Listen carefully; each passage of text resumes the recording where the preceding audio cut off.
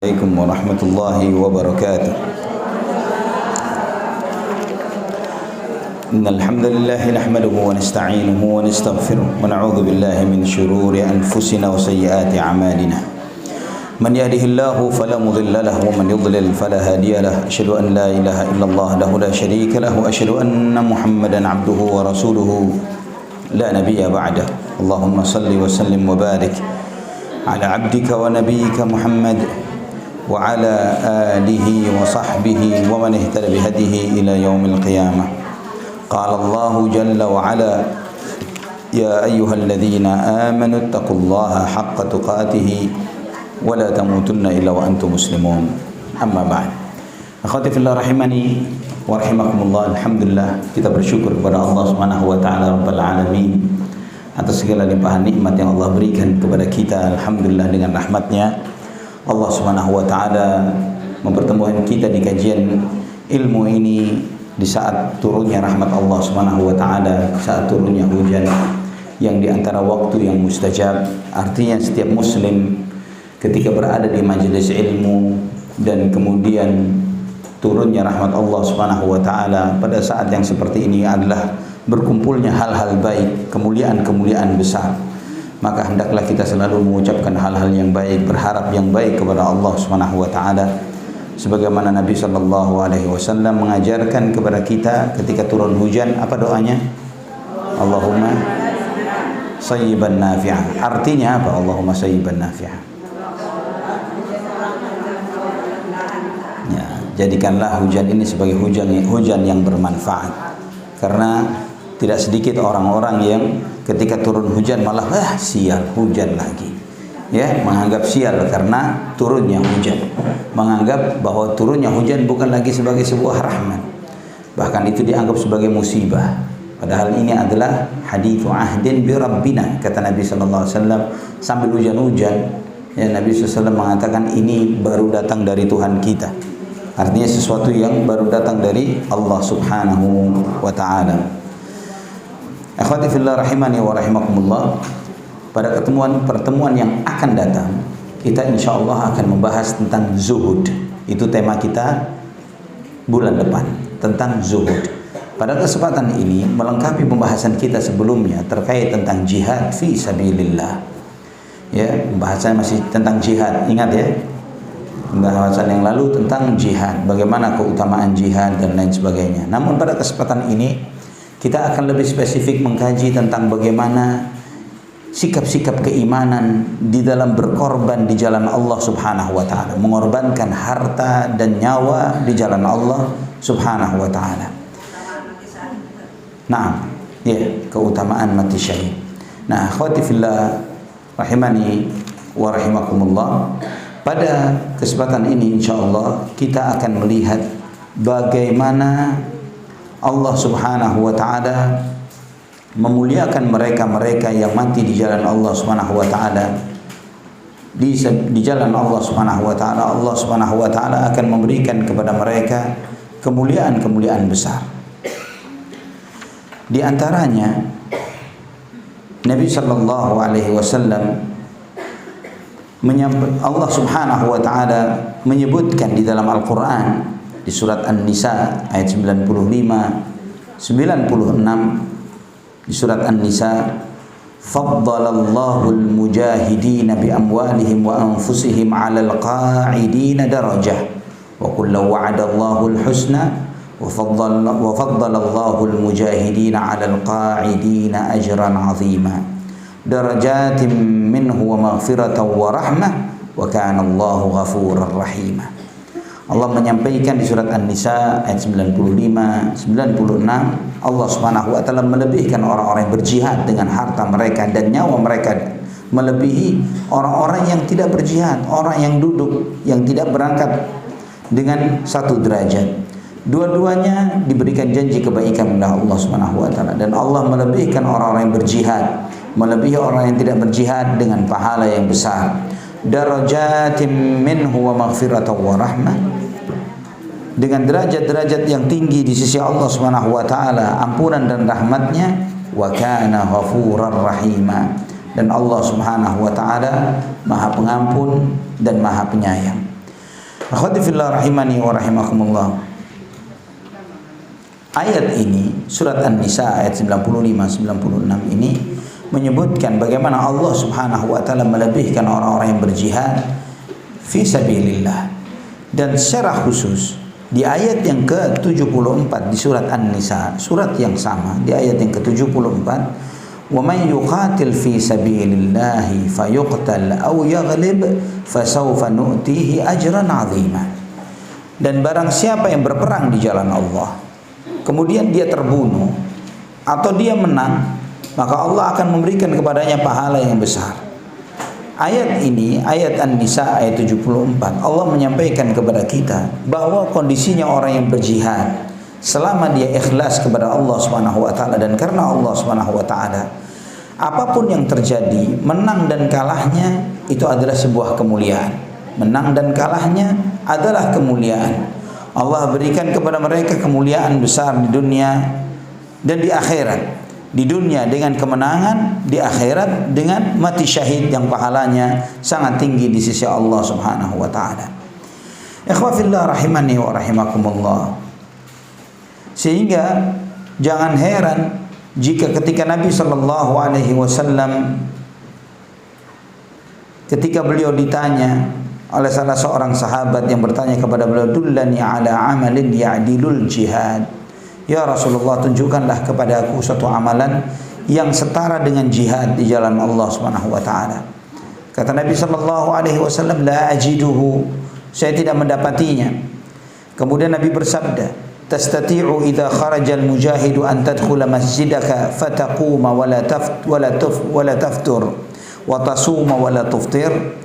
Apakah kamu bisa ketika seorang yang sedang berjihad itu keluar berjihad di jalan Allah, kemudian kamu masuk ke masjidmu dan kamu sholat enggak jenuh-jenuh dan puasa enggak buka-buka?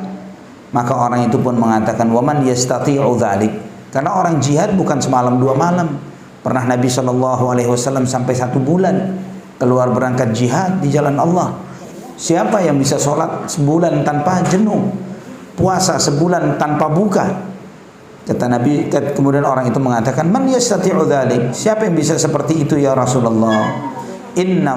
Kemudian Nabi sallallahu alaihi wasallam bersabda, "Inna farasal mujahidi la yastannu fi tulihi fayuktabu lahu hasanat." Sesungguhnya jejak kudanya orang yang berjihad di jalan Allah Subhanahu wa taala, sepanjang perjalanannya itu dicatat untuknya kebaikan-kebaikan. Ya, jangankan orangnya, kaki kudanya saja itu dicatat sebagai sebuah kemuliaan di sisi Allah Subhanahu wa taala. Ikhwatal iman rahimani wa rahimakumullah. Maka setiap muslim selalu memiliki harapan untuk berjihad di jalan Allah Subhanahu wa taala ketika Islam dan imannya benar. Namun ketika hatinya ada kemunafikan, maka pasti dia tidak suka dengan jihad. Kalau di dalam hatinya ada kemunafikan, pasti dia benci dengan jihad. Itu di antara sifatnya orang munafik, anti jihad. Tapi seorang mukmin, imannya benar kepada Allah, tidak mungkin dia anti terhadap jihad. Bahkan mereka berangan-angan untuk bisa jihad di jalan Allah Subhanahu wa taala. Maka di dalam hadis yang sahih dalam Sahih Muslim, Nabi SAW bersabda, "Man mata wa lam yaghzu wa lam yuhaddits bihi nafsahu mata ala syu'batin minan nifaq." Barang siapa yang meninggal dunia dan belum pernah berperang dan tidak punya cita-cita untuk itu, maka dia mati di salah satu cabang kemunafikan. Subhanallah, mati di dalam salah satu cabang kemunafikan. Kalau tidak punya cita-cita saja nggak ada. Namun seorang mukmin punya harapan bagaimana dia mengorbankan dirinya di jalan Allah Subhanahu wa taala. Ikhwatul iman rahimani wa rahimakumullah. Ada seorang sahabat, Abu Qatadah radhiyallahu anhu. Beliau bertanya kepada Nabi sallallahu alaihi wasallam ketika sahabat-sahabat berbicara, ketika Nabi SAW berbicara menyampaikan tentang jihad fisabilillah, tentang iman sebagai amalan yang paling afdal. Kemudian ada seseorang bertanya, "Ya Rasulullah, ara'aita in qutiltu fisabilillah atukfaru anni khataaya kulluha?" Ya Rasulullah, kalau aku terbunuh di jalan Allah, apakah semua dosaku diampuni ya Rasulullah? semua dosaku diampuni. Kemudian Nabi SAW bersabda, "Na'am, in qutilta fi sabilillahi wa anta sabirun muhtasibun muqbilun ghairu mudbir." Benar kata Nabi, kalau kamu terbunuh di jalan Allah dan kamu tetap bersabar, mengharap pahala kepada Allah dan di dalam menghadapi musuh dan tidak lari. Menghadapi musuh dan tidak lari. Kemudian orang itu ditanya lagi oleh Nabi sallallahu alaihi wasallam, "Kaifa qult?" Tadi kamu bicara apa yang kamu tanyakan? Kalau aku mati di jalan Allah, apakah dosa-dosaku diampuni ya Rasulullah? Nabi sallallahu alaihi wasallam menjawab, "Na'am, wa anta sabirun muhtasibun muqbilun ghairu mudbir illa ad-dain. Fa inna Jibril alaihi salam qala li dzalik." Benar, jika kamu sabar, mengharap pahala kepada Allah dan kamu menghadap kepada musuh, tidak lari dari mereka, maka Allah akan mengampuni dosa-dosamu kecuali kamu masih punya hutang. Ya, itu kata Jibril kepadaku, kata Nabi sallallahu alaihi wasallam. Subhanallah, bahkan secara khusus bagi orang yang mati di jalan Allah, kata Nabi sallallahu alaihi wasallam, orang yang berjihad ini, di dalam hadis dalam Sahih Bukhari, Nabi sallallahu alaihi wasallam bersabda, "Inna fil jannati mi'ata darajatin a'addaha Allahu lil mujahidin fi sabilillah.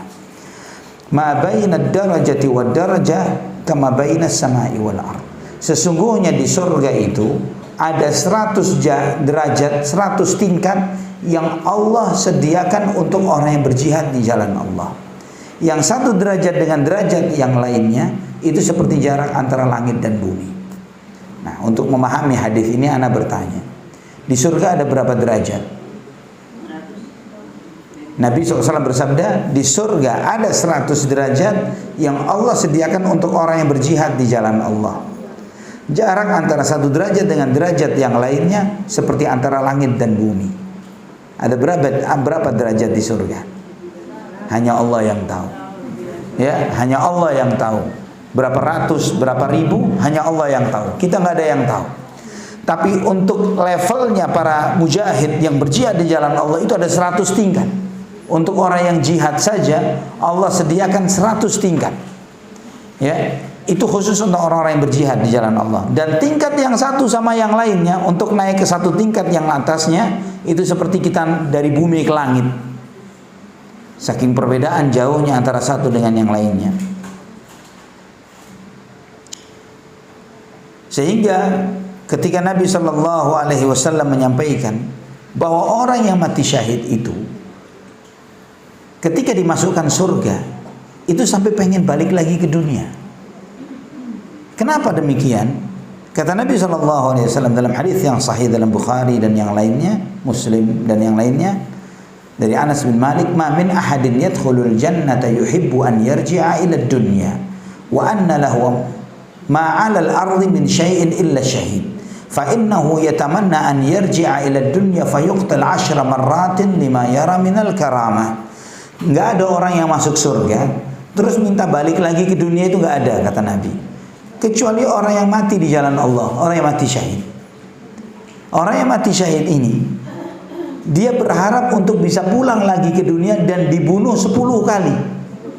Mati syahid lagi 10 kali lagi atau berpuluh-puluh kali lagi, karena dia melihat bagaimana Allah memuliakan mereka dengan semulia-mulianya. Ya, orang kalau masuk surga ditanya mau balik lagi ke dunia, ya nggak mau. Surga begitu nikmatnya, dunia banyak susahnya. Namun kecuali yang mati syahid, orang yang mati syahid itu pengen balik lagi.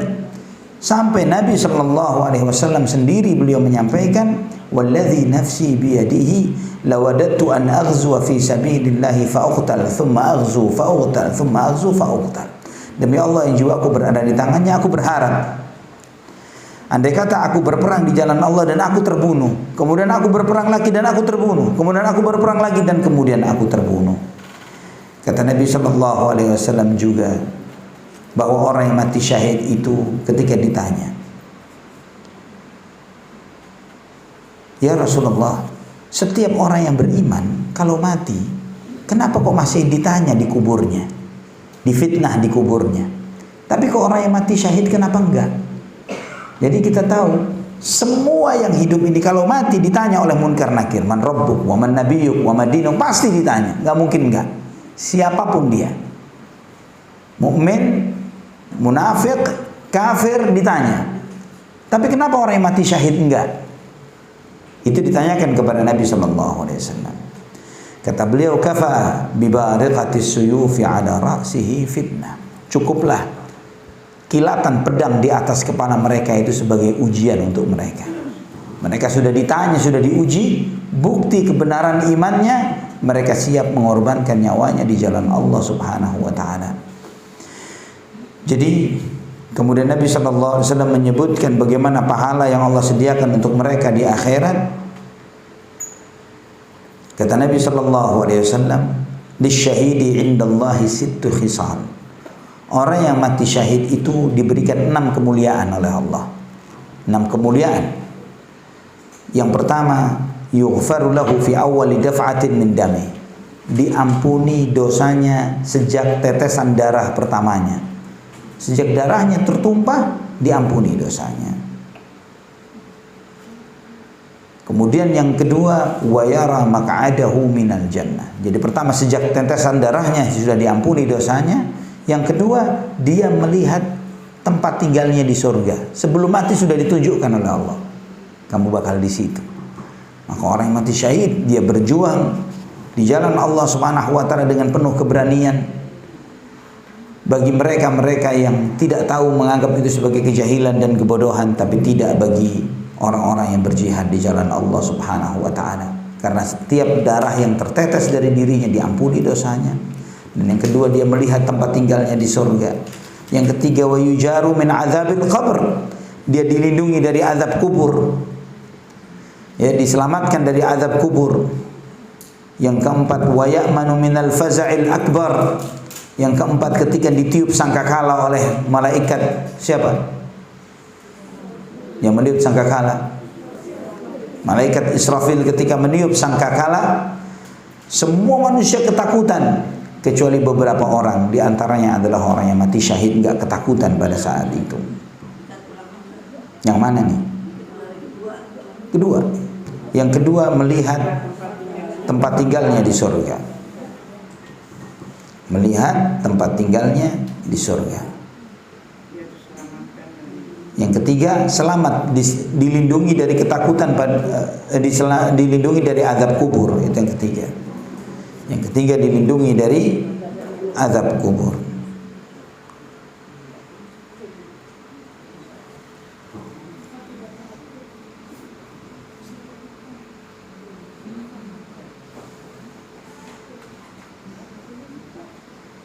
Kemudian yang keempat, dia diberi keamanan pada hari kiamat.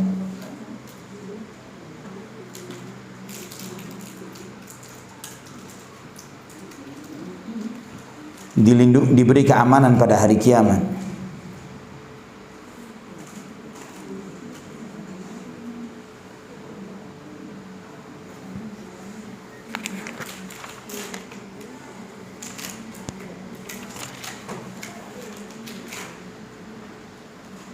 Yang ke-5, diberi jubah dengan jubah keimanan. Wa yuhalla hullatul iman.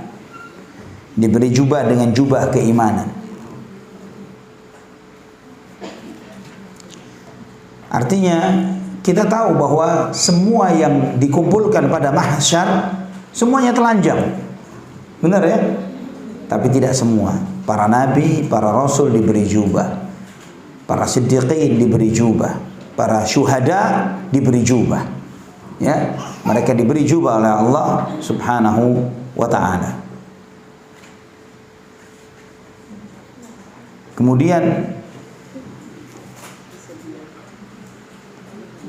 wa yuzawwaju minal huril 'ain. Yang kelima,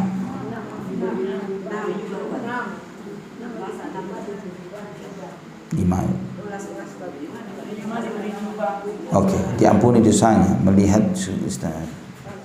dilindungi dalam kubur, aman dari rasa takut. Yang keenam, yuzawwaju minal huril 'ain, dinikahkan dengan bidadari. Ya. Bahkan Dalam sebagian riwayat yang lainnya, Allah nikahkan para orang yang mati syahid dengan 70 bidadari.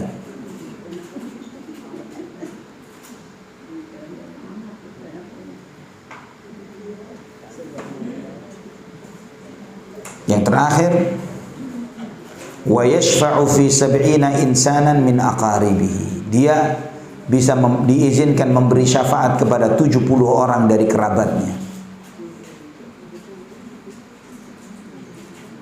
Diberi syafaat, diizinkan untuk memberi syafaat kepada 70 orang kerabatnya.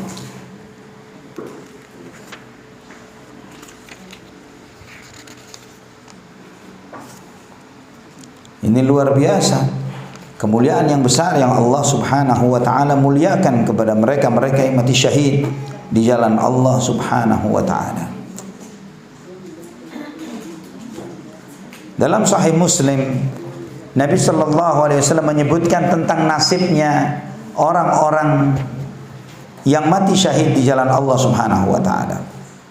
Sebagaimana itu dijelaskan oleh Allah Subhanahu wa taala di dalam banyak ayat Al-Qur'an. Di dalam banyak ayat Al-Qur'an, di antaranya Allah berfirman seperti di surat Al-Baqarah ayat 154, "Wala taqulu liman yuqtal fi sabilillahi amwat bal ahya'u walakin la tash'urun." Jangan kamu katakan orang yang mati, yang terbunuh di jalan Allah itu mati, namun mereka hidup tapi kalian tidak menyadari. Allah sebut yang mati syahid itu hidup, mereka nggak mati. Di ayat yang lain, ini surat apa? Al-Baqarah ayat berapa? 154. Ya, 154 surat Al-Baqarah. Serupa dengan ayat ini, serupa dengan Al-Baqarah ayat 154 juga Ali Imran, surat Ali Imran 169. Jadi Al-Baqarah 154 dan Ali Imran 169. Wala tahsabanna alladhina qutilu fi sabilillahi amwata bal ahya'un 'inda rabbihim yurzaqun. Ayat 169 dari surat Ali Imran. Dan janganlah kamu mengira orang-orang yang terbunuh di jalan Allah itu mati, namun mereka hidup di sisi Tuhan mereka. Mereka diberi rizki oleh Allah Subhanahu wa ta'ala. Subhanallah. Nabi sallallahu alaihi wasallam ketika menjelaskan tentang hal ini, beliau menyampaikan bahwa orang yang mati syahid itu di alam barzakh, mereka hidup di alam barzakh, diberi rezeki oleh Allah. Jadi hidupnya ini namanya kehidupan di alam barzakh. Bukan berarti bahwa mereka itu dikatakan nggak mati. Bagaimana dikatakan nggak mati? Mereka secara hukum duniawi mati, maka dikuburkan, ya, disolati, harta warisannya dibagi, istrinya jadi menjanda, begitu. Ya, secara hukum duniawi mati. Tapi hukum di akhirat bahwa dia itu hidup di alam barzakh. Bagaimana hidupnya? Nabi sallallahu alaihi wasallam menjelaskan dalam hadis yang sahih dalam Sahih Muslim, "Inna arwaha syuhada'i fi hawasil tayrin khudrin tasrahu fil jannati haitsu sya'at, thumma ta'wi ila qanadil mu'allaqatan tahta al-'arsh, fattala'a 'alaihim rabbuka ittila'atan, faqala madza tabghun, faqalu ya rabbana wa ayyu syai'in nabghi wa qad a'taytana ma lam tu'ti ahadan min khalqik." ثم عاد إليهم بمثل هذا فلما رأوا أنهم لا يتركون من أن يسألوا قالوا نريد أن تردنا إلى الدار الدنيا فنقاتل في سبيلك حتى نقتل فيك مرة أخرى لما يرون من ثواب الشهادة فيقول الرب جل جلاله إني كتبت أنهم إليها لا يرجعون. Sesungguhnya ruhnya orang-orang yang mati syahid, rohnya orang-orang yang mati syahid itu oleh Allah ditaruh di dalam rongga burung berwarna hijau yang berterbangan di surga. Jadi rohnya itu ditaruh di dalam jasadnya burung yang ada di surga. Burung-burung hijau ini bertebaran di surga. Dia makan dari buah-buahannya surga, menikmati surga, terbang ke sana kemari. Ya. Dan kemudian mereka ini disediakan sangkar untuk mereka istirahat, istilahnya begitu, setelah kelilingan di surga di bawah arsy Allah Subhanahu wa taala. Ditaruh di bawah arsy Allah. Maka setelah mereka istirahat di bawah arsy Allah, Allah tanya kepada mereka, Allah melihat kepada mereka, Allah tanya, kalian mau apa? Kalian minta apa? Maka kemudian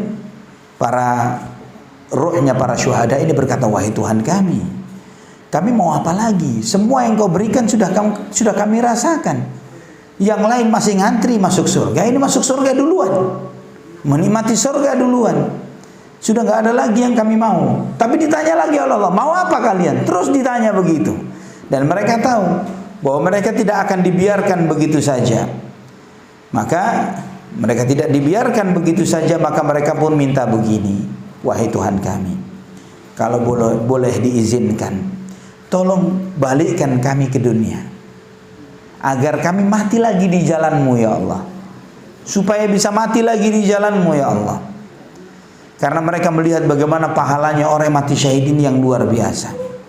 Dan Allah menjawab, sesungguhnya aku telah tetapkan bahwa manusia yang mati tidak akan balik lagi ke dunia. Ini ketetapan Allah Subhanahu wa taala bahwa yang mati tidak akan lagi balik ke dunia. Namun ini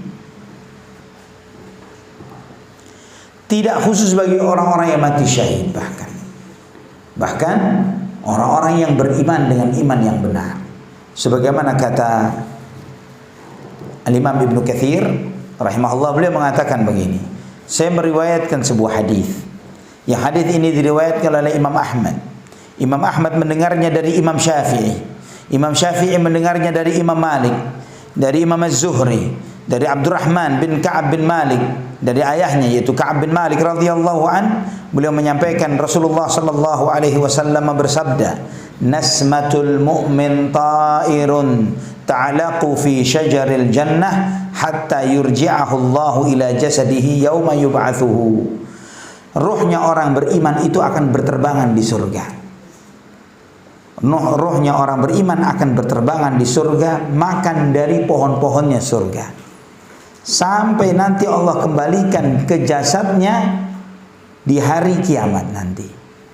Jadi ruhnya orang beriman ini di alam barzakh, sebagaimana hadis-hadis kita sudah membahas tentang alam barzakh, bukan? Sudah ya, membahas tentang kematian dalam alam barzakh, sudah belum? Belum ya. Insyaallah datang waktunya. Bahwa rohnya mereka ini dikasih izin oleh Allah untuk kelilingan di surga. Silahkan. Mau makan buah-buahannya, silahkan. Ya, sampai nanti dekat kiamat dibalikkan ke rohnya. Ya, dikembalikan rohnya ke jasadnya, dan kemudian nanti mereka dibangkitkan dengan jasad dan rohnya. Di saat itulah baru melalui proses hisab. Itu yang disebut dengan nikmat kubur. Ya, sebetulnya bukan di kuburan, tapi di alam barzakh. Ya, di alam barzakh.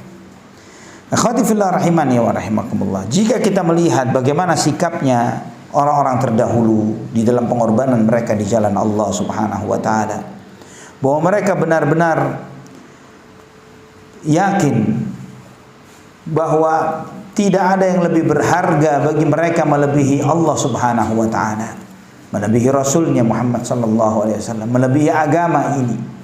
Maka mereka menganggap murah jiwa dan hartanya di jalan Allah Subhanahu wa taala.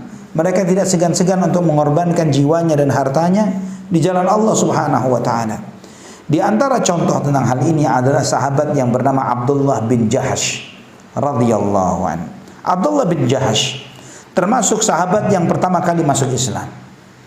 Artinya masuk Islamnya beliau sebelum masuk Islamnya Al-Arqam Ibn Abil Arqam, termasuk generasi awalnya para sahabat. Dan beliau termasuk yang ikut hijrah ke Habasyah, waktu hijrah ke Habasyah yang kedua.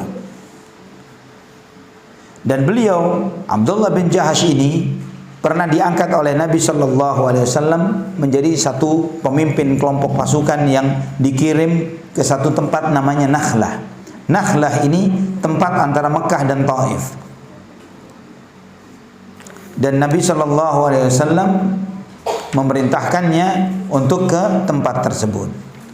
Ikhwatal iman rahimani wa rahimakumullah. Ketika diperintah oleh Nabi untuk menuju ke tempat itu, dia dan beberapa sahabat dia mengatakan sami'na wa ata'na. Kami dengar dan kami taati ya Rasulullah. Namun di perjalanan mereka ketemu dengan rombongan dagangnya orang Quraisy, yang di situ diantaranya ada seseorang yang bernama Amr ibnul Hadrami, yang itu pertemuan itu terjadi di akhir bulan Rajab. Bulan Rajab ini termasuk bulan apa? Bulan haram. Ya, apa maksudnya bulan haram? Bulan yang tidak boleh ada perang di situ. Dibilang bulan suci karena tidak boleh ada perang di bulan haram. Nah ini, tapi mereka ketemu musuh di akhir bulan haram. Maka mereka diskusi, gimana nih? Kalau kita biarkan orang ini, dia akan ke Mekah dan akan membuat gaduh yang luar biasa. Kalau kita lepas, kalau kita berperang, kita melawan dia, ini terjadinya di bulan haram. Maka akhirnya sepakat kita lawan mereka, dan akhirnya dibunuhlah orang musyrik Quraisy ini tadi. Dibunuhlah orang musyrik ini tadi. Dan kemudian temannya yang bernama Uthman bin Abdullah dan Al-Hakam bin Kisan ditangkap oleh Abdullah bin Jahash dan sahabat-sahabatnya. Dan mereka mendapatkan ghanimah di situ, dan kemudian mereka mengatakan kita ambil 1/5-nya atau 20%-nya untuk Rasulullah SAW. Dan kemudian orang-orang Quraisy marah. Mereka menyalahkan Nabi SAW dan kaum muslimin kok memulai perang pada waktu bulan haram. Dan itu dibela oleh Allah Subhanahu wa taala. Allah membela Abdullah bin Jahash dan para sahabatnya. Allah turunkan surat Al-Baqarah ayat 217. Ya, di Al-Baqarah ayat 217 Allah menyampaikan yas'alunaka 'anil syahril harami qitalin fihi. Qul qitalun fihi kabir wa saddun 'an sabilillahi wa kufrun bihi wal masjidil harami wa ikhraju ahlihi minhu akbaru 'indallah wal fitnatu akbaru minal qatl wa la yazaluna yuqatilunakum hatta yaruddukum 'an dinikum in istata'u wa man yartad minkum 'an dinihi fayamut wa huwa kafirun fa ulaika habitat a'maluhum fid dunya wal akhirah wa ulaika ashabun nari hum fiha khalidun. Mereka bertanya kepadamu tentang bulan haram, tentang berperang di bulan haram. Katakanlah bahwa berperang di bulan haram itu dosa besar. Namun menghalangi manusia dari jalan Allah, kufur kepada Allah, menghalangi manusia untuk beribadah di Masjidil Haram, mengusir orang-orang beriman darinya, itu lebih besar dosanya di sisi Allah. Dan fitnah itu lebih besar daripada pembunuhan. Maksudnya fitnah di sini apa? Kesyirikan. Ya, syirik dan kekufuran. Syirik dan kufur itu lebih besar daripada pembunuhan, dan mereka senantiasa akan memerangi kalian sampai membuat kalian murtad dari agama kalian semaksimal yang mereka bisa. Dan barang siapa yang murtad dari agamanya dan kemudian dia mati dalam keadaan kafir, maka mereka itu hapuslah semua amal perbuatannya di dunia dan di akhirat. Bagi mereka penghuni neraka dan mereka kekal di dalamnya. Akhwati fillah rahimani wa rahimakumullah. Nah, tidak berhenti sampai di sana. Tidak berhenti sampai di sana. Namun sebagian orang-orang ini, Abdullah bin Jahash dan para sahabatnya, dibela oleh Allah Subhanahu wa taala. Beliau termasuk orang-orang yang berjihad bersama Nabi sallallahu alaihi wasallam dalam perang Uhud. Sebelum perang Uhud, besoknya perang Uhud. Perang Uhud itu terjadi di hari Sabtu, ya, di pertengahan bulan Syawal. Di hari Sabtu di pertengahan bulan Syawal.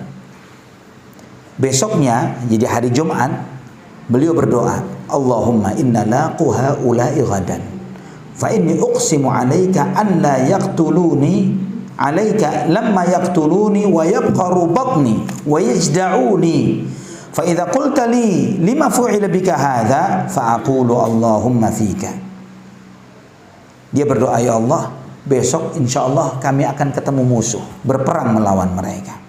Dan aku bersumpah atas namamu ya Allah, aku berharap mereka mati membunuhku dan merobek perutku, memotong hidungku, kata Abdullah bin Jahsh dalam doanya.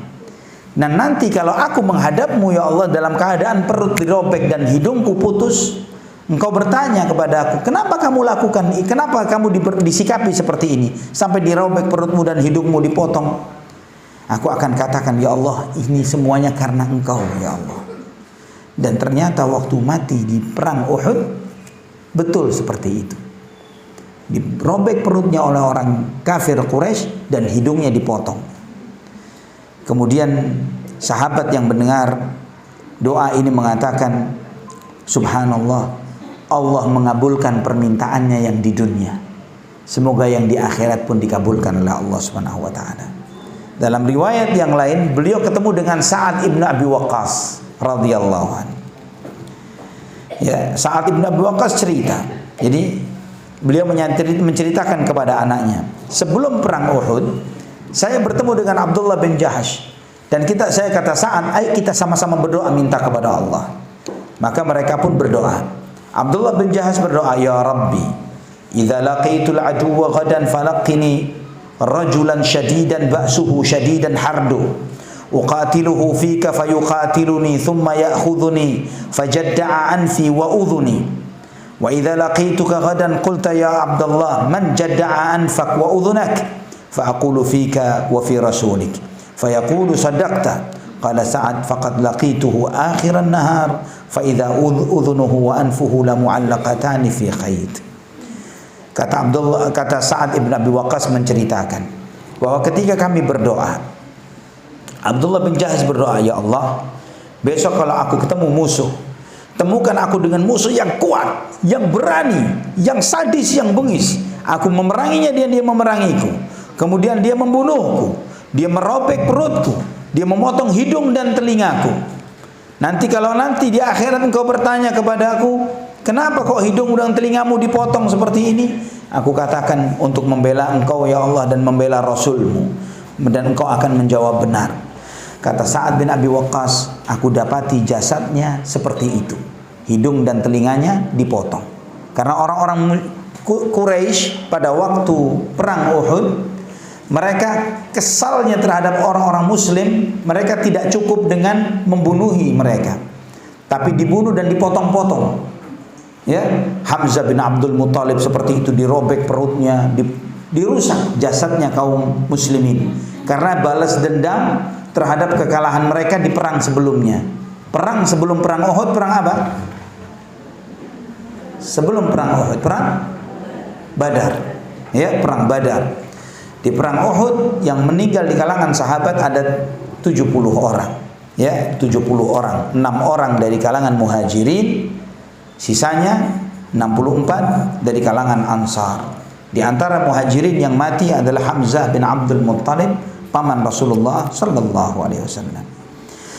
Di antara sahabat yang mati pada saat perang Uhud adalah sahabat yang bernama Anas ibnun Nadhr. Anas ibnun Nadhr radhiyallahu anhu. Itu pamannya Anas bin Malik, amminya Anas bin Malik. Pada waktu perang Badar, Anas ibn Nadhr nggak hadir karena kalau kita baca sirahnya, perang Badar itu nggak sengaja perang. Jadi bukan perang yang disengaja, nggak sengaja.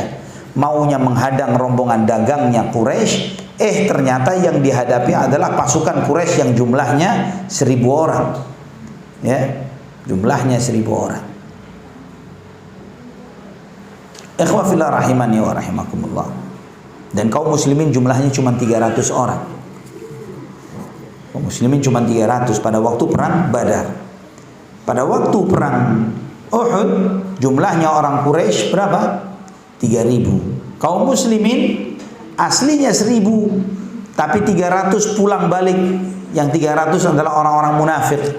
Jadi sisa 700 orang lawan 3000. Ya, pada waktu perang Uhud. Nah, Anas ibn Nadhr berkata kepada Nabi sallallahu alaihi wasallam, "Ya Rasulullah, ghibtu an awwal qitalin qataltal musyrikin." Ya Rasulullah, waktu perang pertama, perang Badr, aku enggak hadir ya Rasulullah. La in ashhadani Allahu qitalal musyrikin la yuriyanni Allahu ma asna. Andai kata nanti ada peperangan lagi ya Rasulullah, Allah akan tunjukkan dariku apa yang akan aku perbuat terhadap mereka. Maka ketika perang Uhud terjadi peperangan, beliau berjihad di jalan Allah dengan luar biasa. Dan kemudian ketika di saat perang Uhud umat Islam mengalami kekalahan. Di awalnya peperangan menang, kemudian kalah. Ketika banyak umat Islam pada mundur, pada ketakutan, ada yang menghindar, ada yang pulang. Beliau mengatakan begini, Allahumma inni a'tadhiru ilaika mimma sana'a haula wa abra'u ilaika mimma sana'a haula. Ya Allah, aku minta maaf kepadamu terhadap sahabat-sahabatku yang lari dari perang ini. Dan aku berlepas diri kepadamu dari perbuatannya mereka orang-orang musyrikin. Kemudian dia maju, dia berperang. Dan kemudian dia ketemu dengan Sa'ad bin Mu'adz, salah seorang sahabat. Ya Sa'ad, al-jannah wa rabbin nadhar, inni la ajidu rihaha min duni Uhud. Kemudian dia berkata kepada Sa'ad bin Mu'adz, wahai Sa'ad, demi Allah, aku mencium baunya surga dari belakang gunung Uhud. Ya, dia belum mati, sudah mencium baunya surga. Maka dia berperang sampai mati terbunuh, dan ketika jasadnya dicari, tidak ada seorang pun yang mengenali jasadnya Anas ibn Nadhr. Ya, karena dicincang sama orang musyrik. Enggak ketahuan. Mana ini orangnya, enggak ketahuan. Dicari sampai dipanggil saudara perempuannya untuk mengenali, ini saudaramu bukan? Ketahuan dari mana? Dari jarinya. Sudah enggak ketahuan mukanya. Ini dari kalau ngelihat jarinya benar ini jarinya saudara Ana. Allahu akbar. Subhanallah. Allah turunkan ayat Al-Quran terkait Anas ibn Nadhr ini. Allah berfirman di dalam surat Al-Ahzab ayat 24, minal mu'minina rijalun sadaqu ma'ahadullah alaihi faminhum man qadha nahbahu wa minhum man yantadhir wa ma baddalu tabdila. Di antara orang-orang yang beriman ada orang-orang yang jujur terhadap janjinya kepada Allah Subhanahu wa taala. Dia sudah janji sama Allah dan dia jujur. Di antara mereka ada yang sudah mati. Ada yang mati. Maksudnya di antaranya adalah Anas ibn Nadhr dan para sahabatnya. Wa minhum man yantazir. Dan ada yang lainnya dia jujur kepada Allah, dia nunggu kapan matinya, kapan ketemu Allah. Wa ma baddalu tabdila. Selama mereka nunggu tidak pernah berubah Islam dan yakinnya kepada Allah Subhanahu wa taala.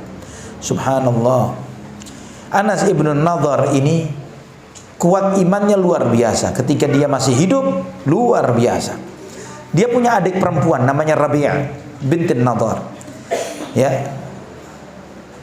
Punya adik perempuan yang sekali waktu karena kesel sama pembantunya, sama budaknya, dipukul pembantunya itu sampai giginya pecah. Sampai giginya pecah. Maka sebagian orang berusaha untuk minta maaf supaya tidak ditegakkan hukum terhadap saudara perempuannya ini tadi. Minta maaf, mintakan maaf kepada yang perempuan ini. Tapi perempuan nggak mau minta maaf. Si budak ini nggak mau menerima maafnya. Akhirnya mau tidak mau dibawa kepada Nabi Shallallahu Alaihi Wasallam. Dan setelah dia tahu bahwa tidak ada konsekuensi kecuali ditegakkan hukum qisas. Hukum qisasnya apa? Kalau nyolok mata, ya dicolok matanya. Kalau nyakiti telinga, ya disakiti telinganya. Kalau matahin gigi, ya giginya harus dipatahin. Maka Anas bertanya, ya Rasulullah, atuksaru sinatur rabi' walladhi ba'athaka bil haq la tuksaru sinuha. Wa ya Rasulullah, apakah giginya adikku akan dipatahkan juga? Dia tanya seperti, demi Allah yang mengutusmu dengan kebenaran. Kata Nabi SAW, ya Anas, kitabullahil qisas. Ketetapannya Allah adalah qisas. Orang yang berbuat salah harus dihukum sesuai dengan kesalahannya. Anas mau melakukan hukum itu. Dia yang mau mematahkan giginya saudaranya. Sampai kemudian korbannya memaafkan itu. Korbannya memaafkan itu. Dan kemudian Nabi Shallallahu Alaihi Wasallam mendengar perkataannya Anas yang sebelumnya mengatakan, demi Allah ya Rasulullah, saya mau lakukan itu, tapi demi Allah itu tidak akan terjadi. La tuksirullahu sinna, Allah tidak akan mematahkan giginya. Demi Allah, kata Anas. Ketika Anas mengatakan seperti ini dan terjadi mereka memaafkan saudaranya, maka Nabi SAW bersabda, inna min ibadillahi man law aqsama 'ala Allahi la abarrahu. Di antara hamba-hamba Allah ada orang-orang kalau sumpah kepada Allah, Allah akan dengarkan sumpahnya. Karena waliullah, karena dia kekasih Allah, sangat dekat kepada Allah, dia sumpah, ya Allah aku sumpah begini, Allah dengarkan sumpahnya. Subhanallah. Dan akhwati fillah rahimani wa rahimakumullah, di antara sahabat yang seperti ini adalah Umair ibnul Hammam radhiyallahu anhu. Umair ibnul Hammam radhiyallahu anhu. Ini terjadi pada waktu perang Badar. Ketika di perang Badar, Nabi Shallallahu Alaihi Wasallam dengan para sahabatnya, Nabi Shallallahu Alaihi Wasallam menyampaikan kepada para sahabatnya pada saat itu, farumu qumu ila jannatin arduha samawati wal ard. Sambutlah surga yang lebarnya selebar langit dan bumi, kata Nabi Shallallahu Alaihi Wasallam. Maka Umar ibn al-Hammam berkata, bakhin luar biasa, surga selebar langit dan bumi. Nabi SAW bertanya, ma yahmiluka ala qawlika bakhin, kenapa kamu mengatakan luar biasa ini? La wallahi ya Rasulullah illa raja'a an akuna min ahliya. Tidak ada lain ya Rasulullah, cuma aku berharap aku bisa menjadi penghuni surga. Kata Nabi SAW, fa innaka min ahliha, kamu penghuni surga.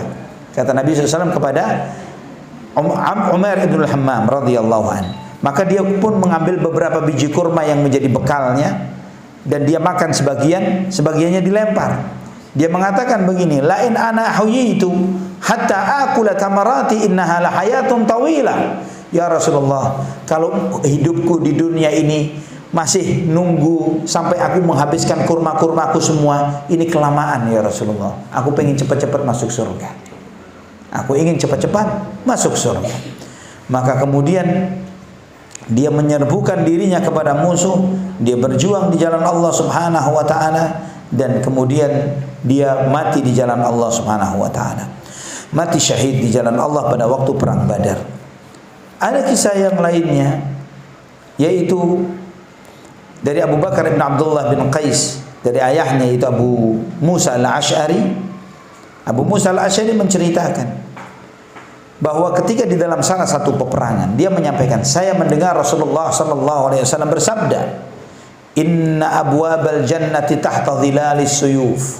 Sesungguhnya pintu-pintu surga itu di bawah bayangan-bayangan pedang. Ada seseorang dengan tampilan yang lusuh bertanya, ya Aba Musa, a'anta sami'ta Rasulullah SAW yaqulu hadha? Benar kamu sendiri yang dengar dari Nabi SAW bersabda seperti itu?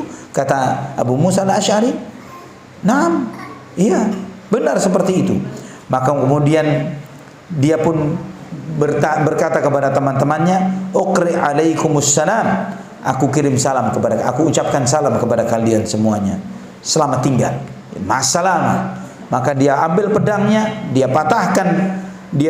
patahkan sarungnya, dia berperang sampai mati mati syahid di jalan Allah Subhanahu wa taala. Akhwati fillah rahimani wa rahimakumullah. Kita melihat orang ini, orang yang enggak dikenal, bahkan tampilannya lusuh, dia berjuang di jalan Allah Subhanahu wa taala, namanya enggak diketahui. Tapi yang pasti ketika dia mendengar sabda Nabi SAW, dia berjihad di jalan Allah sampai mati syahid. Contoh yang lainnya adalah Amir ibn al-Aqwa radhiyallahu anhu. Amir ketika di dalam peperangan Bani Fazarah, ya, beliau di dalam peperangan itu menuju Khaybar. Amir radhiyallahu anhu, beliau mengatakan begini ketika menuju Khaybar, wallahi laula anta mahtadaina wala tasaddaqna wa sallaina wa nahnu min fadlika mastaghnaina Fa'anzilan sakinatan alaina wa thabbitil aqdama illa qaina. Demi Allah ya Allah, jika bukan karena Engkau kami tidak akan mendapatkan petunjuk. Jika bukan karena Engkau kami tidak akan bisa sedekah dan sholat. Dan Kamu dengan karunia-Mu ya Allah, kami tidak pernah merasa cukup dengan karunia-Mu. Maka turunkanlah ketentraman untuk kami semuanya ya Allah, dan tetapkanlah kaki-kaki kami ketika kami berhadapan dengan musuh. Ketika dia mengelantunkan bait-bait syair ini, Nabi SAW bertanya, Man hadha? Man hadzal qail? Yang mengucapkan ini siapa? Hadza Amir ibn al-Aqwa. Amir ibn al-Aqwa. Kemudian Nabi SAW bersabda, Ghafara laka rabbuk. Semoga Tuhanmu mengampunimu. Ucapan doa ini kepada seseorang di hadapan orang tersebut pada waktu perang, biasanya Nabi mendoakan orang seperti ini, artinya orang itu pasti mati. Orang itu pasti mati dalam perang, pasti mati syahid. Dan itu dipahami oleh sahabat yang lainnya, termasuk saudaranya. Ya, saudaranya Amir ini namanya Umar bin al-Aqwa. Dia mengatakan, laula matta'tana bi Amir. Coba Amir ini umurnya panjang. Karena dia sadar saudaranya pasti mati dalam peperangan ini. Dan ternyata benar, ketika perang Khaybar, dia berhadapan dengan seorang panglima yang pemberani, yang besar badannya, yang namanya Marhab ini nggak pernah dikalahkan dalam peperangan. Orang yang gede dan cukup jago di dalam peperangan. Dihadapi oleh Amir ibn al-Aqwa radhiyallahu anhu, dan Amir pun mati syahid, terbunuh oleh orang tersebut. Terakhir akhwati fillah, mau cerita tentang dua anak muda. Dua anak muda ini, satu namanya Mu'adz bin Amr ibn al-Jamuh, dan Mu'adz bin Afra. Dua-duanya namanya Mu'adz. Dua anak ini masih kecil. Umurnya paling tua 15 tahun. Ya, paling tua umurnya 15 tahun. Yang cerita adalah Abdurrahman bin Auf, sahabat yang mulia. Pada waktu perang Badar, di medan perang, ada dua anak kecil, dua anak remaja di kanan kiriku. Ya, dari sahabat Ansar, masih muda banget. Paling tua umur 15, artinya paling 11-12 tahun. Ya, masih kelas berapa ini? SD kelas 5. Ya. S11 ya. Masih paling besar SMP sudah. Dia belum sampai sepundakku. Kemudian salah satu dari anak ini mengatakan, ya amma, ata'rifu Abu Jahal? Wahai ammi, Abu Jahal yang mana orangnya? Pada waktu perang Badar, Abu Jahal yang mana? Kemudian kata Abdurrahman bin Auf, wa ma hajatuka ilai? Saya tahu Abu Jahal, tapi apa perlumu sama Abu Jahal? Kamu mau ngapain Abu Jahal? Ukhbirtu annahu yasubbu Rasulullah sallallahu alaihi wasallam, walladhi nafsi biyadihi la in ra'aituhu la yufariqu sawadahu hatta yamuta al-ajalu minna. Aku dengar katanya Abu Jahal ini suka mencela Rasulullah sallallahu alaihi wasallam. Demi Allah yang jiwaku berada di tangannya, kalau aku ketemu dengan Abu Jahal, aku tidak akan biarkan kecuali salah satu dari kita yang bakal mati. Masih SMP. Ya. Anak SMP didikan Nabi sallallahu alaihi wasallam turun jihad. Anak SMP zaman sekarang, jangankan SMP, sudah lulus kuliah main game. Ya, lulus kuliah main game. SMP di zaman Nabi sudah nyari Abu Jahal. Mana Abu Jahal? Saya mau bunuh dia. Subhanallah. Kemudian subhanallah, setelah itu dia melihat Abu Jahal. Kata Abdurrahman bin Auf, itu Abu Jahal. Kalian lihat itu orang itu Abu Jahal. Maka keduanya langsung lari, anak muda ini langsung ngejar Abu Jahal. Dua-duanya langsung bunuh Abu Jahal. Dua-duanya langsung bunuh Abu Jahal. Berebut untuk membunuh Abu Jahal. Sampai dua-duanya balik, membawa pedangnya yang mereka pakai untuk bunuh Abu Jahal, dan mengatakan, ya Rasulullah, ana berhasil bunuh Abu Jahal. Yang sebelah, ya Rasulullah, ana yang bunuh. Maka Nabi SAW bertanya, ayyukum qatala? Siapa di antara kalian yang bunuh Abu Jahal? Dua-duanya ngeklaim, ana yang bunuh. Kemudian Nabi SAW bertanya, apakah kalian sudah bersihkan pedang kalian? Belum ya Rasulullah. Maka Nabi melihat pedangnya masing-masing. Ternyata dua-duanya berdarah. Kata Nabi SAW, kilakuma qatala, kalian berdua yang telah membunuh Abu Jahal. Ya, kalian berdua yang membunuh Abu Jahal. Subhanallah, anak muda, dua anak ini bukan anaknya orang-orang hebat, petani. Orang Ansar ini sebagian besar adalah petani kurma. Ya, bukan orang yang biasa perang dan lain sebagainya, bukan, petani kurma. Sehingga kemudian Nabi SAW menyuruh salah seorang sahabat, disuruh coba cari tahu di mana jasadnya Abu Jahal, cari jasadnya Abu Jahal. Maka kemudian Abdullah bin Mas'ud yang mencarinya. Dia dapati Abu Jahal lagi sakaratul maut, lagi sakaratul maut. Maka oleh Abdul Mas'ud dipegang jenggotnya, ya, dan kemudian mengawal, anta Abu Jahal, ente si Abu Jahal ini. Kemudian Abu Jahal berkata dengan sakaratul mautnya, hal fauqa rajulin qataltumuni. Kemudian Abu Jahal mengatakan, falau ghair akarin qatalani. Kenapa yang bunuh saya kok anak petani? Ya, anak kecil petani. Setidaknya Abu Jahal sebagai tokoh yang paling hebat, dia berharap kalau matinya paling tidak di tangan Nabi Muhammad SAW, di tangannya Hamzah, selevel. Ya, matinya di kalangan orang Quraisy yang disegani, di tangannya Umar bin Al-Khattab misalnya. Tapi ternyata dibunuh oleh anak kecil, anaknya petani. Dia merasa tercela, aib, nggak pantas. Ya, ini egonya orang Quraisy sampai sebegitunya. Sakaratul maut aja egonya masih muncul. Ya, Allahul musta'an wala haula wala quwata illa billah. Cerita yang seperti ini akhwati fillah itu memenuhi semua buku-buku sirah kita. Ya, sayangnya kita ini enggak pernah baca itu. Anak-anak kita lebih kenal dengan Messi dan Ronaldo daripada kenal para sahabat radhiyallahu anhum. Ya. Dan padahal kisah-kisah sirah ini menunjukkan kepada kita bagaimana hebatnya mereka radhiyallahu anhum di dalam jihad fi sabilillah. Nah, semua kisah ini dan banyak lagi kisah-kisah yang lainnya kalau kita membaca bagaimana di masa kehidupan Nabi SAW, di masa kehidupan setelah Rasulullah SAW, bagaimana Abu Bakar, Umar, Uthman, Ali radhiyallahu anhum ajma'in, bagaimana para sahabat yang lainnya yang banyak di antara nama-namanya kita belum pernah dengar. Seperti Ikrimah bin Abu Jahal. Tahu Ikrimah? Ikrimah anaknya Abu Jahal, sahabat yang mulia. Ikrimah ini matinya dibunuh oleh Musailamah al-Kadzdzab, nabi palsu itu. Bisa dibayangkan Abu Jahal anaknya sahabat Nabi yang awalnya dia masuk Islamnya terpaksa. Awalnya masuk Islamnya terpaksa karena dia dicari-cari ketika Fathu Makkah. Untuk agar dia selamat, maka dia melarikan diri dari Mekah, dan kemudian dia syahadat, dia balik kepada Nabi SAW dan dia masuk Islam. Dan setelah dia masuk Islam, dia memeluk Islam dengan benar, dia berjihad bersama Nabi SAW sampai ketika Nabi SAW wafat, dia yang membela agama Islam bersama Abu Bakar radhiyallahu an, sampai dia termasuk yang ikut berperang di peperangan Bani Hanifah, peperangan yang cukup besar, yang banyak membunuh para sahabat. Di antaranya yang mati pada saat itu adalah Ikrimah bin Abu Jahal radhiyallahu anhu. Putranya Abu Jahal mati syahid membela agama Rasulullah sallallahu alaihi wasallam, dinul Islam. Wallahu taala a'lam wa bishawab. Ini beberapa kisah yang seharusnya sering kita dengar, sering kita dengarkan kepada keluarga kita dan yang lainnya, supaya mereka memiliki semangat untuk perjuangan terhadap agama Allah Subhanahu wa taala.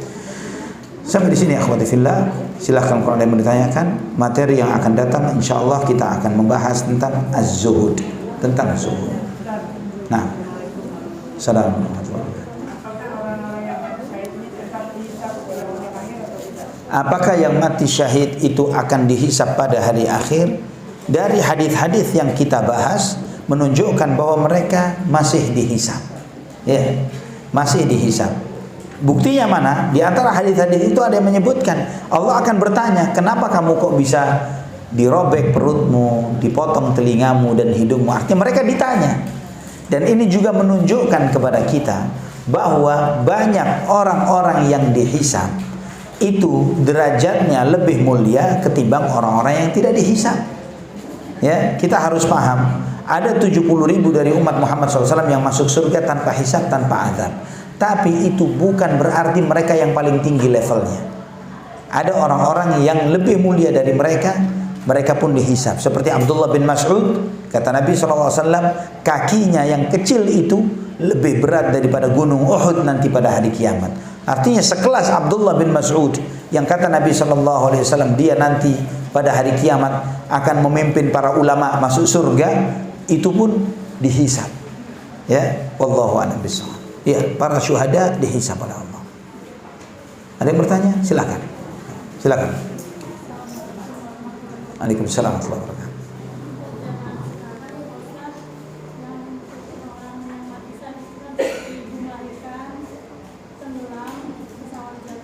Iya, betul. Apakah mati karena pandemi termasuk mati syahid? Insya Allah iya. Nah,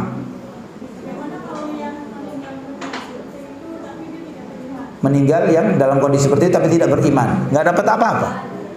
Ya, kondisi-kondisi itu, misalnya lagi joget di diskotik terbakar, misalnya begitu.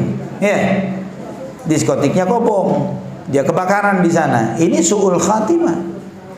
Ya, yang mati terbakar, mati tenggelam, ya, mati tersedak, mati karena melahirkan atau ketika nifas dan yang semisalnya, mereka dinilai syahid kalau ketika dia hidup dia mukmin, dia beriman.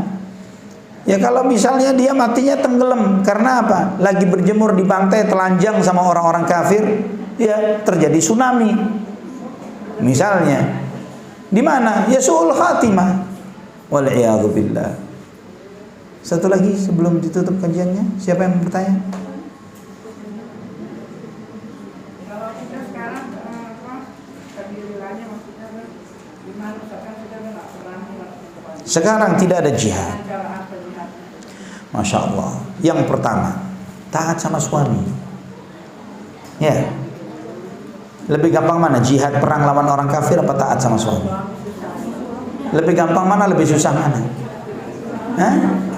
Taat sama suami. Kata Nabi SAW, suamimu itu surgamu atau nerakamu? Surgamu atau nerakamu? Kata Rasulullah SAW. Ya, ini jihadnya seorang muslimah, seorang wanita.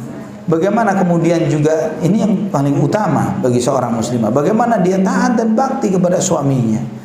Dan itu jauh lebih mudah daripada harus ketemu dengan orang Yahudi dan membunuh dia. Ya, lebih gampang daripada melawan orang-orang kufar di dalam jihadnya. Bagaimana seorang wanita, sebagaimana kata Nabi SAW, siapapun muslimah yang menjaga sholat 5 waktunya, menjaga puasa Ramadannya, menjaga kehormatan dirinya, taat suaminya, dikatakan kepadanya silakan masuk surga dari semua 8 pintu surga yang kamu mau. Ini beratnya dibandingkan dengan pahalanya jadi enteng dan ringan.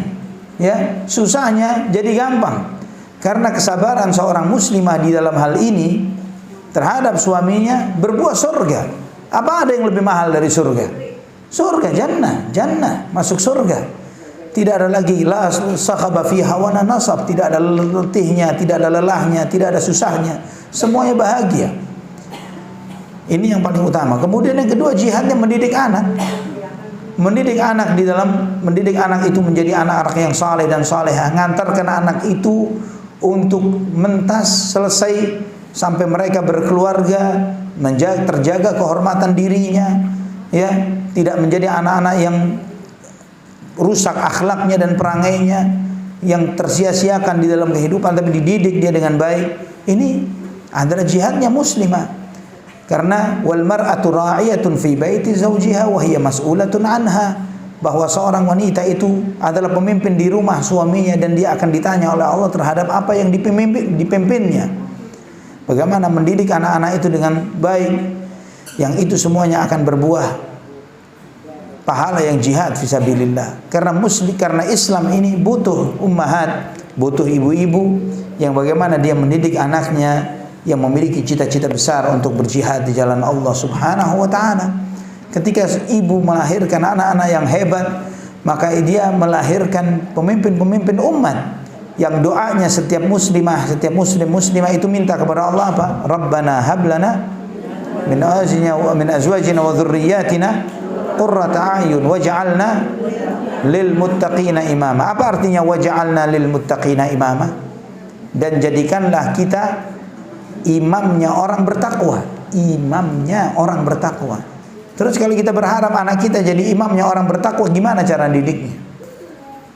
Ya harus dididik iman, Islam, dikenalkan dengan agama Allah Subhanahu wa taala, supaya mereka bukan cuma bagian dari orang bertakwa, tapi imamnya orang bertakwa, menjadi pemimpinnya orang bertakwa. Wallahu a'lam bishawab. Sampai di sini akhwati fillah. Semoga kajian kita berikutnya kita akan membahas tentang zuhud. Apa itu zuhud? Karena banyak orang salah paham tentang zuhud, bahwa orang mengira bahwa zuhud itu harus hidup kere, hidup miskin, nggak punya apa-apa. Itu zuhud. Kalau orang punya banyak fulus, itu artinya bukan zuhud. Padahal kenyataannya bukan seperti itu. Banyak orang-orang kaya raya zuhud, dan banyak orang miskin materialis. Miskin, hidupnya susah, kurang banyak kekurangan dalam hidupnya, tapi ngelihat orang ngelihat fulusnya. Ada? Ada nggak? Banyak. Wah, Masya Allah, ini orang, wah duitnya nggak berseri, tajir. Ini ngelihat orang ngelihat duit, ya. Padahal dia fakir, miskin, nggak punya apa-apa, materialis. Tapi banyak orang kaya raya fulus, Masya Allah, tabarakallah, zuhud. Nggak ada setetes pun dunia di hatinya. Ada puluhan ketemu orang yang model pertama, yang model yang fulus tapi nggak mikirin dunia. Ada puluhan model ketemu seperti Masya Allah. Hidupnya sederhana padahal sudah bangun 600 masjid. Hidupnya sederhana. Tinggal di apartemen kecil ukuran 2 kamar di Kalibata City. Ya, naik turun angkot, naik KRL. Ya, padahal alhamdulillah Syekh Ali ana sudah bangun 600 masjid. Yang satu 350 masjid, yang satunya lagi 600 masjid. Ya. Tapi nggak mikirin dunia sama sekali, nggak mikirin, nggak ngeliat orang karena dunianya. Subhanallah, hidupnya sangat sederhana, fulusnya Masya Allah, nggak pakai seri. Dari orang-orang Saudi, anak banyak ketemu yang seperti itu. Ya, orang-orang Saudi, beberapa orang anak ketemu yang seperti ini, sangat sederhana. Makannya nggak mau makan yang aneh-aneh, cuman makan kurma, minum air, ya nggak repot. Ya, cuman makan kurma, minum air, nggak mau Coca-Cola, nggak mau ini, nggak mau itu, fulus. Bahkan anak pernah ketemu sama anak-anaknya yang punya Rajhi. Tahu Rajhi? Tahu? Bang Rajhi, Saudi Arabia. Anak-anaknya pernah datang ke pesantren yang anak bina. Sangat sederhana mereka. Nggak hidup mewah, padahal abahnya termasuk orang paling kaya di Saudi Arabia, yang punya Rajhi Bank. Punya bank Rajhi, termasuk bank paling besar di Saudi Arabia. Tapi simple, sederhana mereka. Ini ana banyak ketemu orang-orang yang kaya raya tapi zuhud. Sebaliknya juga ana sering ketemu orang fakir miskin tapi matre. Ya, enak yang mana? Yang pertama atau yang kedua? Ya, enak yang begitu. Dan subhanallah, sunnatullahnya, ini perhatikan sunnatullahnya, orang tambah matre tambah miskin. Orang tambah nggak mikirin dunia, dihantarin dunia oleh Allah. Ya, orang nggak mikirin dunia, dunia datang nyamperin dia. Orang yang mikirin dunia, bangun tidur, mau tidur, ini tidurnya mimpinya dunia. Bangun tidur melek mikirin dunia, mau tidur mikirin dunia. Orang begini fakir terus hidupnya. Ini sudah sunnatullah. Yang nggak mikirin dunia, dunia ngejerin dia terus, ngejer dia terus. Ya, mau yang jadi yang mana terserah kita. Wallahu ta'ala ala wa alam bissawab. Aqulu qouli hadza subhanakallahumma wa bihamdika asyhadu an la ilaha illa anta astaghfiruka wa atubu ilaik. Wassalamu alaikum warahmatullahi wabarakatuh.